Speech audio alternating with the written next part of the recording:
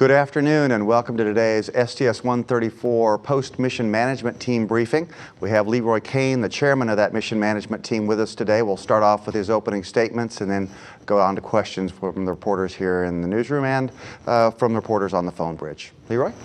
Okay, good afternoon. Thanks, Kelly. I think you all know that the spacewalk went really well, and the shuttle crew is, of course, in their sleep period now.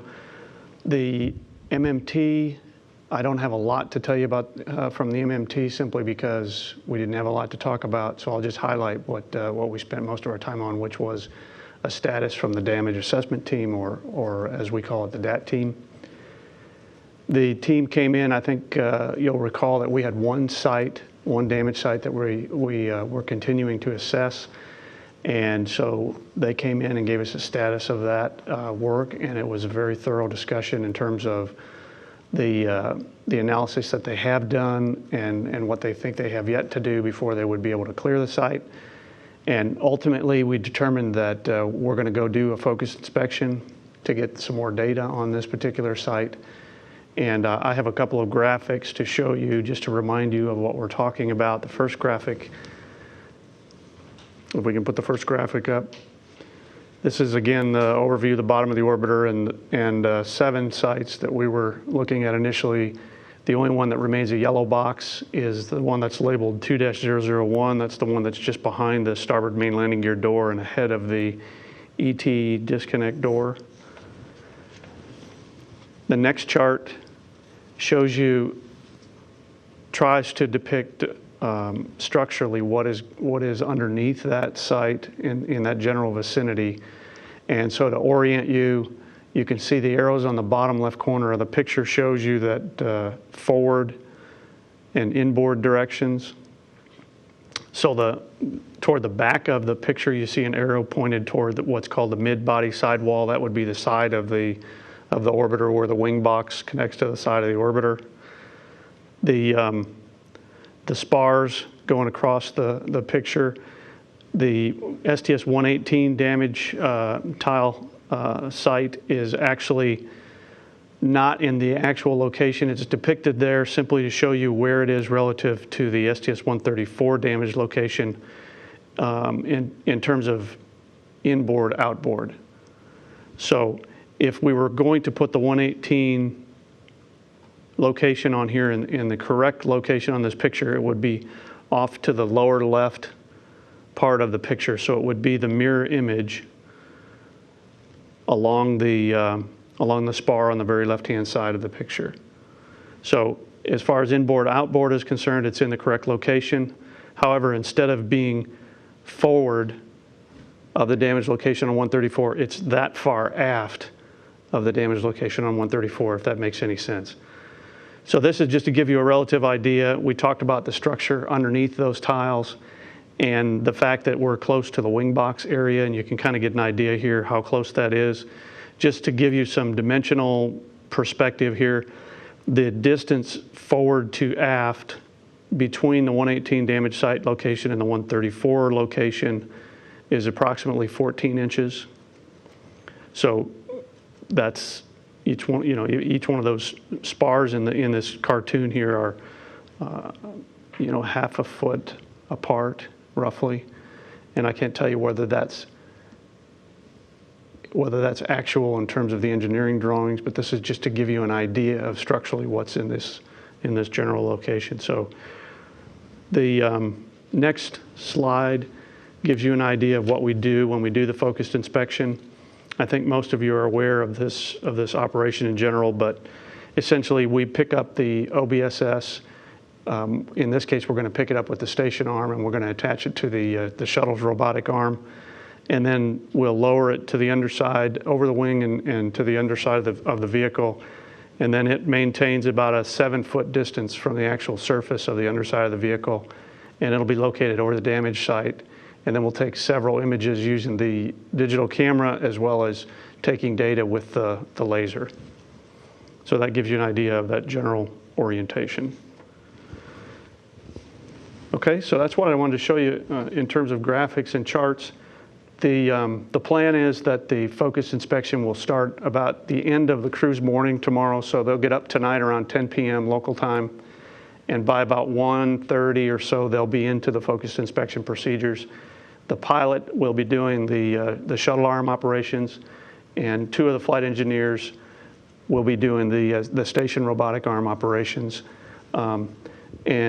And we will be doing, as I said, we'll be getting some digital camera shots, and we'll be getting some data with the laser, 3 of the IDC and 2 with the LCS. It's about a 2-hour task in total.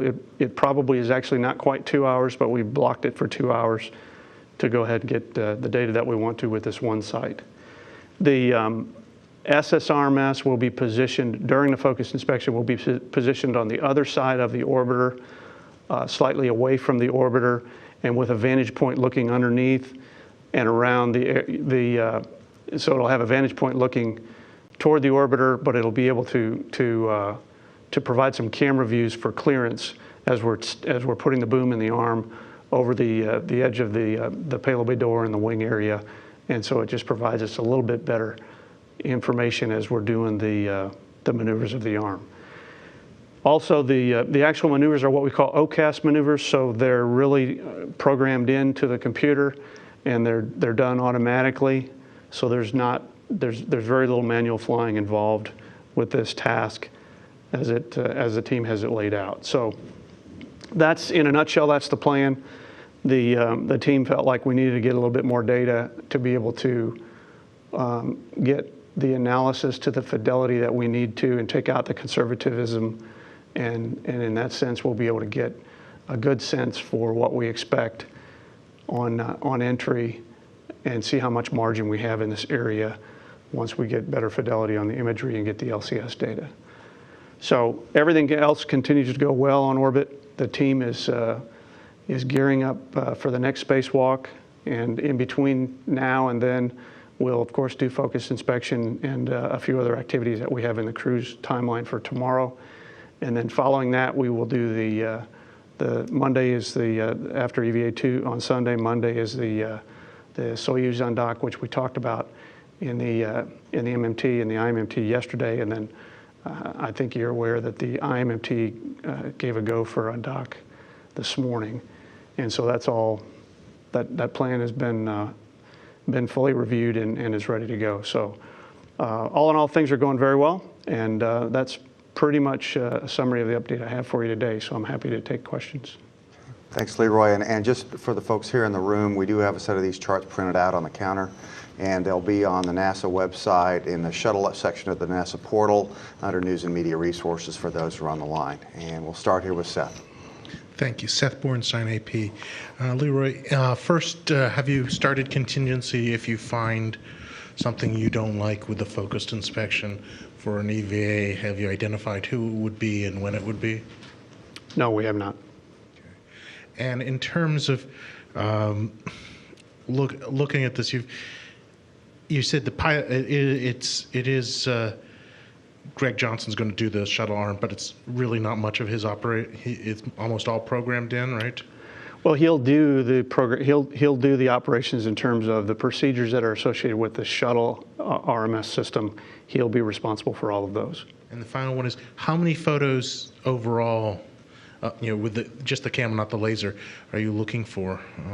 I think you said it and I may have missed it. 3. Just 3 photos, that's We're it? looking for 3 images with the digital camera, and we're looking for 2 data takes with the LCS, the laser system. Thank you. Philip? Philip Sloss with NASASpaceflight.com. I guess the simple question, which is everything else that you reviewed cleared for entry in terms of a ascent debris standpoint? It is. Okay. We've cleared everything else. We cleared the other sites I showed you today again, and then yesterday. And even before we came here the first time to talk about tile damage, we had cleared the RCC, the wing leading edge. So we just have this one site remaining. Okay, thanks. Mm-hmm. And then what's the plan, the execution plan in terms of reducing the data from the focus inspection for the team going forward after tomorrow morning? Okay, so tomorrow morning, by the time the team comes in, they will have we'll have all the data on the ground, and they will be able to begin processing that data. It'll get processed by our the imagery and the laser experts first, and then they'll hand that off to the folks that need to do the structural and the thermal and the aerothermal analyses.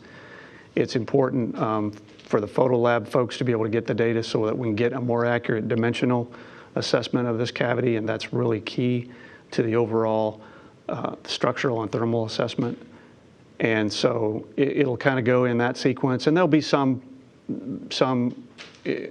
iteration between the various analyses as they go on, and I expect that in less than 24 hours we'll have their final answer. And just depending on you know how good the data is, and I expect it to be very good, frankly, given our experience with this. It's a good chance that it'd probably be less than 24 hours when we'll be ready to talk about what we think in terms of this site. Thanks. Mark?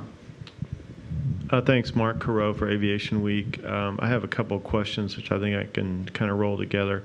I think the approach is going to give you a three-dimensional view that will tell you what's exposed and the depth of the tile damage, if I'm understanding this correctly. Yes. In and of itself, it will not. We have to do some work with the data when we get it. The experts have to do some work with the data to actually come up with the equivalent of a three-dimensional body that represents the part of the cavity that's vacated. And to the extent you're willing, has your sense since yesterday changed? And I guess I would characterize that as this is something you need to examine, but you're not seeing this as a hazard or a threat at this point. You're correct, Mark. That hasn't changed. Again, we don't view this as there's nothing alarming here, and we're really not concerned. We're doing what we understand and know that we need to go do in these scenarios. This is one that we feel pretty confident that we're going to be able to clear it once we get some higher fidelity data.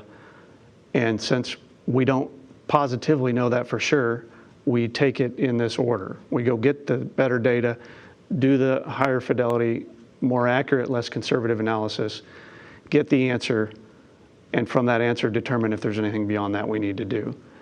And so, but our sense is, just as you said, that this is not one that ultimately we're going to be concerned about, and in all likelihood not have to do anything about after we get some better dimensional analysis and therefore thermal and structural analysis as a result of that we think we can clear the site. Okay. No further questions right now here at the briefing room, so we'll go to the phone bridge. James Dean. Thank you very much, James from Florida today. Leroy, could you explain a little bit further what you get out of a focus inspection that you don't get during flight day 2, just given that it's the same, system that's performing it? Okay. Yeah, James, you'll recall on the flight day 2 inspections, that's really, we're inspecting the leading edge and the nose cap and the crew cabin areas. We don't really get this kind of data on the tile areas when we do the flight day 2 inspection. We get the best data on the tile areas when we do the rendezvous pitch maneuver, which is where these photographs came from that we've been working off of up until now. I see, thank you.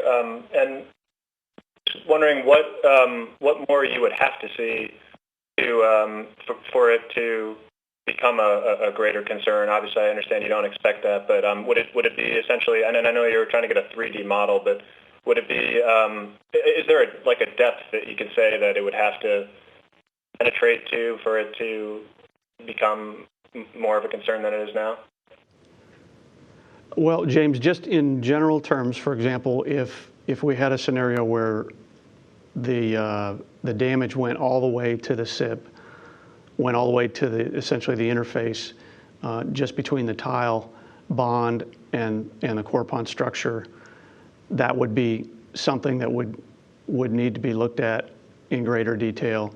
If it was a clean a clean break all the way to the edge of a tile, for example, and you went all the way down the sidewall of the other tile down to the SIP or to the what's called the filler bar, that's yet a different scenario. If you had a combination of those two things, that's probably even yet a worse case than those other two previous ones. And all of those, it's really not about what we see in the photography or in the laser data per se. It's about when we take that data and then go plug that into the thermal and the structural analyses. So it won't be necessarily just as simple as looking at a picture, a higher fidelity, more close-up, more clear picture, if you will, and saying, yes, it's good, no, it's bad. It'll be a matter of taking that information and then translating that into the data that's necessary to run the models that do the thermal predictions and the structural predictions, that then from that we can back out the margin that we have for the structure that lies underneath this area, if that makes sense. Yes, absolutely. And so while those two crew members you mentioned are are at work on the inspection, basically everything else will be going on as normally timelined morning? Yes, that's correct. Thanks a lot. Okay, our next phone bridge reporter is Tariq Malik. Thank you very much. It's Tariq Malik from space.com. And Leroy, I guess just to be clear on how the events will unfold tomorrow with the inspection, I know the crew had some time off that was scheduled. It sounds like they'll still get that. I just wanted to make sure that that would be the case. And I'm wondering if there's any tasks that maybe you hoped to achieve in terms of get-aheads with the transfer or anything that you're going to have to put off in order to perform the 2 hours of extra inspection. Thanks. Yeah, Tariq, we talked a little bit about that yesterday, and essentially we have a plan that we've had as a placeholder on Flight Day 6. And in fact, this focused inspection is taking less time than the placeholder that we had in place.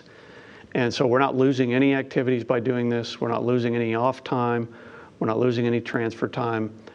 And so it's actually a more benign situation than what we had already in the timeline as a placeholder. Thank you. Okay, sounds like that's all from Tariq. So last but not least, Bill Harwood. Yeah, thanks, Leroy.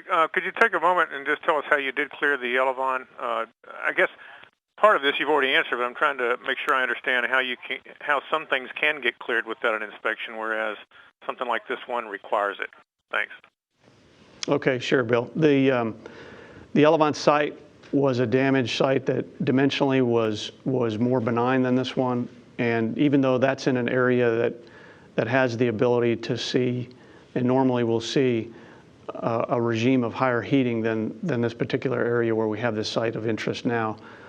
The damage area itself, in terms of the overall dimensions and the depth, was different in the sense that when you look at the overall thickness of that tile, which is quite a bit thicker back there on the Elevon, the analyses came back and said we had much more margin than we need to in that area. So it's essentially taking each one unto themselves in terms of they're all unique. The tile thicknesses are all different because they have different functions based on where they are. And so in the case of the Elevon, the damage is compared to the overall function and requirement for the tile to protect the underlying surface was such that we ended up with quite a bit more margin than we needed to, so we didn't have to do anything else with that site.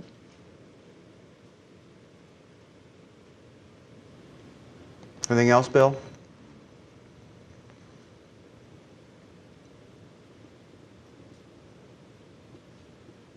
Well, not hearing anything, we'll come back here to Houston. Any follow-up questions here in the briefing room? Okay. Well, with that, we'll wrap up the briefing. Thank you very much for coming. A reminder that those graphics are available on the NASA website at www.nasa.gov in the shuttle section. Coming up, a couple of programming notes. The space station crew scheduled to begin its sleep shift at 4:31 p.m. Central, 5:31 Eastern, and then we'll have our International Space Station Flight Director update from the Mission Control Console at 6:45 p.m. Central Time. Thanks for being here.